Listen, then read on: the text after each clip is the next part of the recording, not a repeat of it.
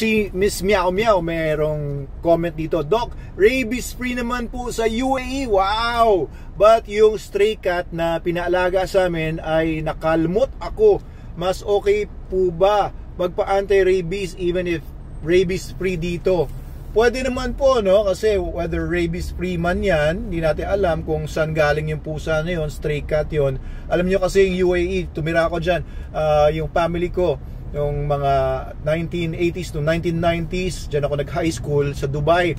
And wala pong ano yan, physical borders with Saudi Arabia.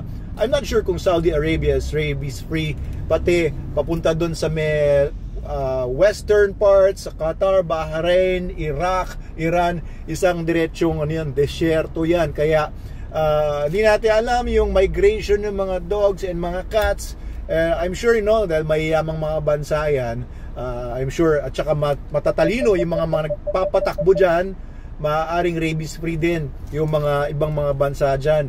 Pilipinas kasi medyo mahina po yung, yung push dito ng government pagdating sa pag-control ng mga stray dogs and stray cats. Kaya ang problema natin sa rabies, gano'n na lang, number 3 tayo sa buong mundo. 200 to 300 Filipinos die every year, hindi lang 1 year, every year ang namamatay dahil sa rabies, na preventable naman sana kung talagang gagawin lang yung nararapat, kung susundin lang yung mga batas, kung i-apply lang talaga yung mandate ng mga LGUs na alisin yung mga stray dogs and cats sa mga kalsada natin. Anyway, kung gusto niyo pong magpa-bakuna, wala naman pong problema doon. Hindi naman po masama yun. Pero kung rabies free naman po, I don't feel there is a need po, no. Dubai has been rabies free for a long time na, sa pagkakaalam ko, since mga 80s, 90s, wala naman akong narinig na rabies dyan. Pero dito sa Pilipinas talagang consistent tayo.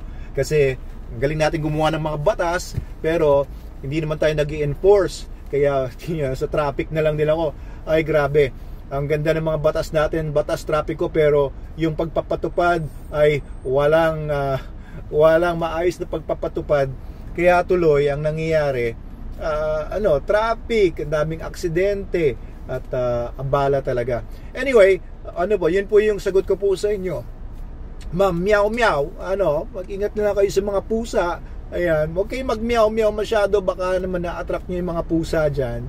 So, kumusta na lang sa mga kababayan natin dyan sa UAE. Ayan, mabuhay kayo mga kabayan natin sa Middle East, mga masisipag natin mga OFWs.